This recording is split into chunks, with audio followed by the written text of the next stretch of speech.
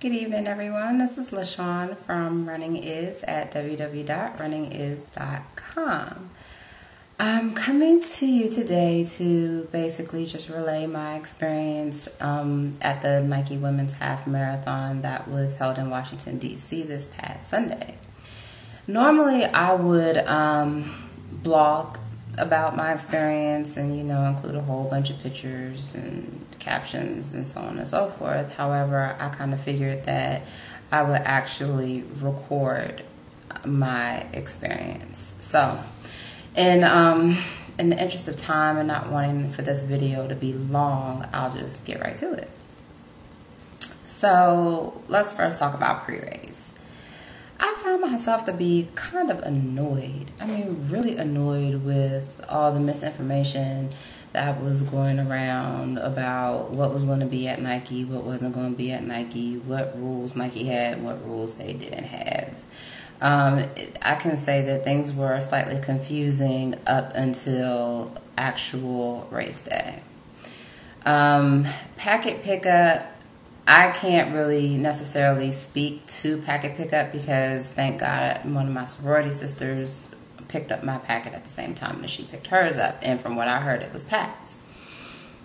We did go down to the X Boutique, and packet pickup was still packed. There was lines all the way out the tent of people trying to pick up their packet. We got to the X Boutique I'd say about 20 minutes before it was supposed to close. And within that 20 minutes, Nike was shutting it down. When they said 6 o'clock, they meant 6 o'clock. And 6 o'clock sharp on the dot, they were shutting it down. And so we really didn't have much time to really do much of anything there or participate in any of the activities that they were having there because they were in the process of shutting all the computer systems, everything down. And basically when 6 o'clock hit, they was like, y'all gotta go. No, seriously, you got to go. We closed. And even walking towards packet pickup, it took us maybe 10 minutes to walk past where the packet pickup tent was, and it was a ghost town. It was just they completely shut it down. And my assumption is, if you didn't get your packet before they shut it down, then you just didn't get your packet. But, thankfully, Nike said that they would have packet pickup the day of the race. And at one point, that was not their intention. You had to pick it up prior to race day. So, race day. Let's just skip to race day. Race day was amazing. It was exciting and overwhelming all at the same time. There were so many people at race day. I had ran into an old friend that I've known for years, and it was nice seeing her face at the start line. And I was just like, wow, that's a coincidence. Out of 15,000 people, I run into you. It was really confusing, and the start started off rocky because not everybody was in their right corral. And the way Nike had it is that if you could only bump down a corral, you couldn't bump up if you felt as though that you were faster than what you originally stated when you registered. So basically, we had people that were slower in the faster corrals, people that were faster back in the slower corrals back where I was. And then there were people that weren't allowed into their corral because they were told that the corral was too full to let people in. So that, on top of the fact that they did not start us in waves, they just at once. And as we're going, there are crowds and crowds of people that are filtering in from the sides because they were waiting for it to thin out to allow for the people that they would not allow into their proper corral to actually come in to start the race. So needless to say, it was just herded cattle. It was we were almost, I'm not going to say a stampede because we weren't trampling over each other, but we were definitely bumping into each other. People were knocking each other over, bumping into each other. There were people that were running in groups and people were just breaking through them. So it was like that for, I'd say, about a mile and a half, 2 miles. I definitely can say that it got worse when we went through the underpass. There was an underpass that we had to go through, and when we got through the underpass, I heard the congos, and they had the go-go music cranking. Everybody, almost just about everybody, it didn't matter where they came from, what they looked like, they were dropping it like it was flaming hot in the underpass. And can I just tell you, the process of everybody getting through the underpass, even more than the fact that people weren't in their right corral. And it was hot as hell under there. It was hot, and for it to be such a cool day, I was burning up. I was on fire, and all I wanted to do was just hurry up and get from up underneath out that underpass because it was hot. And I can honestly say that even though it was a nice moment, it was nice actually enjoying the band, I have to say that that's a moment that I missed, because my focus was on basically just trying to get through this race and try to make it through in one piece. So throughout the race, there was a lot of live entertainment. I didn't really start feeling it until like mile 5. Mile 5, between mile 5 and mile 6, that water station where they were handing out water in like those blocks, those gel blocks. Yeah, I had eaten the gel blocks, and my stomach said no. My stomach said no, ma'am. Absolutely, positively not. And it wasn't a factor. It wasn't necessarily I had to go to the bathroom feeling. It was you've eaten too much, you've drunk too much, sick, nauseous feeling. Like I was too full, and it was just sitting there not being digested type feeling.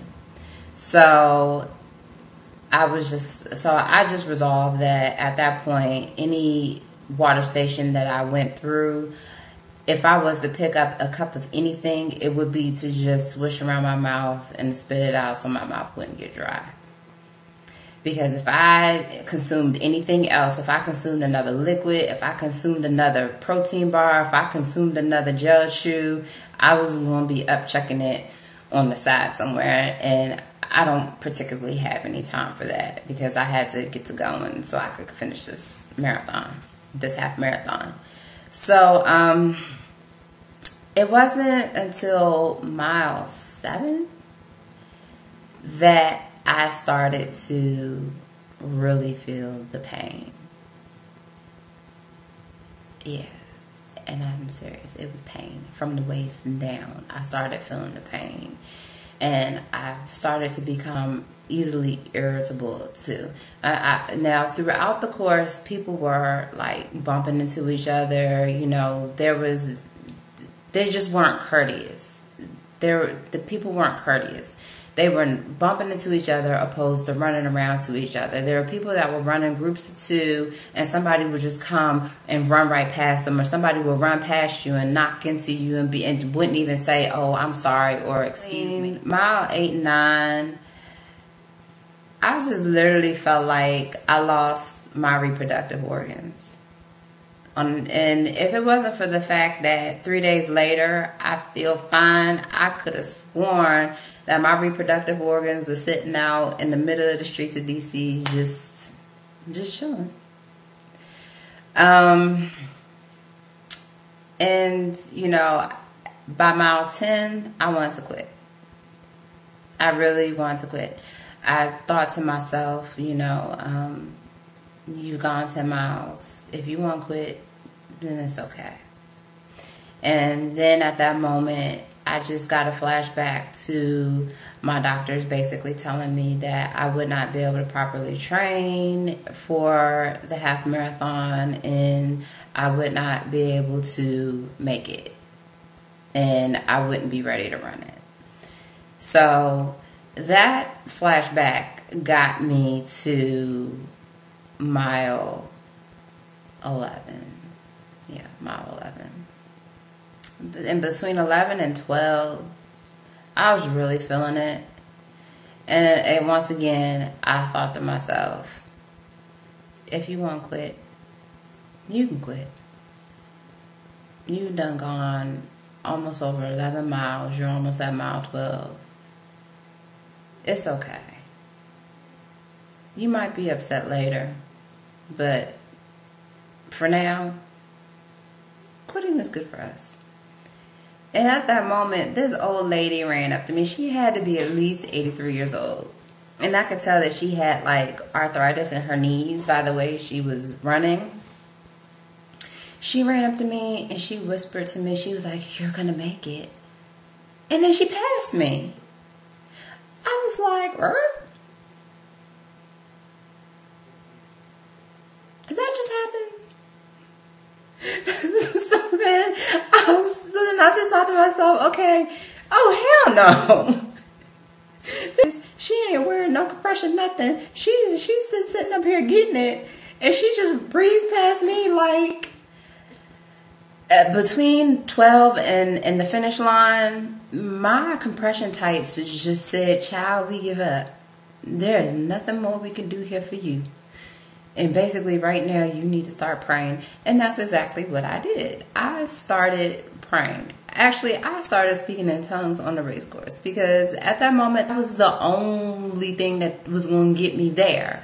And especially since a cramp, I mean, not one of those, ooh, you know, my leg just cramped up. I mean, like, it felt like a knot in my calf had just balled up and it just cramped down, and I wanted to